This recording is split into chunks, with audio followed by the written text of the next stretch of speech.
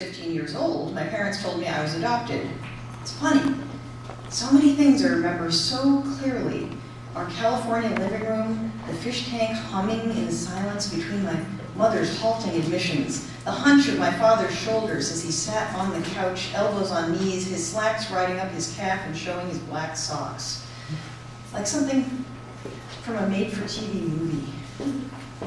I remember my heart beginning to beat faster and faster under my skin as they talked while his face stayed stoic, while my surface froze like the ice on a pond.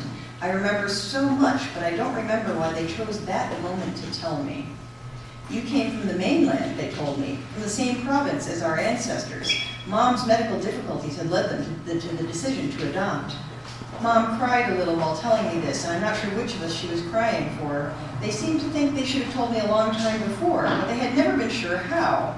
I remember feeling stunned, but it all making sense somehow. I'd always felt there was something different about me, and I'd never known what. That day, though, I thought I knew. I was an ugly duckling in another bird's nest. But how little I knew. How little. I had no date for my senior prom. My parents wrung their hands so much over this fact that I kept my mouth shut about what I thought of marriage. Never planned to get married, never planned to have children. Somehow I knew that was just not for me, just because I knew I was not going to become an endocrinologist like the two of them, like they wanted me to.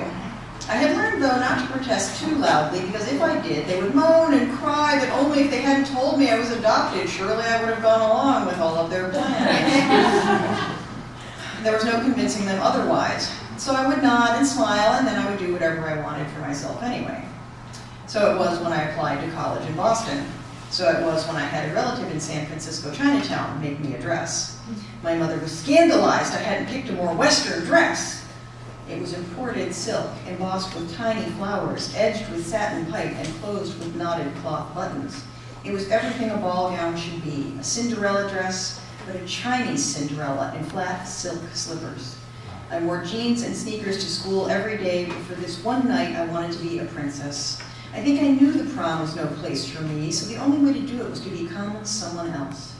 Chinese Cinderella danced with all the boys and made all the girls give her funny looks. I didn't find a Prince Charming. I was not surprised. I had bought the double-breasted suit in San Francisco, where the tailor seemed unfazed that a woman wanted a man's suit tailored to her. I stood looking at myself in the mirror, resisting the urge to Napoleon my hand between the two wide buttons.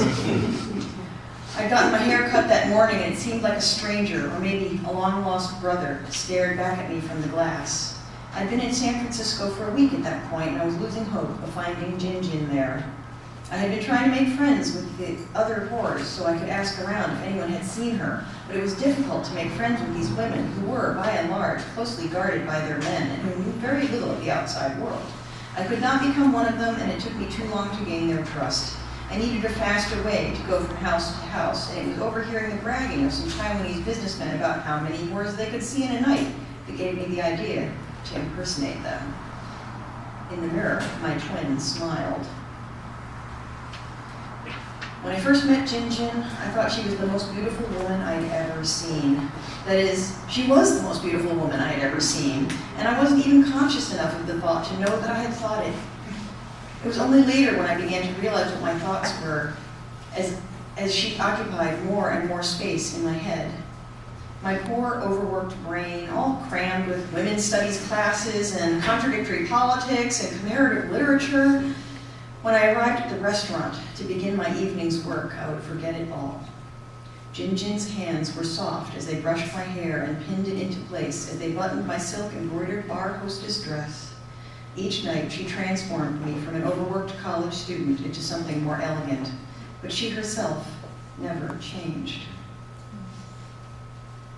When I first came to work for Skinny, I had an idea in the back of my mind that I would fool people into thinking I was something I was not. My mother was ashamed of the restaurant side of the family and had raised me to be as American as apple pie. But when I was 15, I had learned I came from the mainland. I began to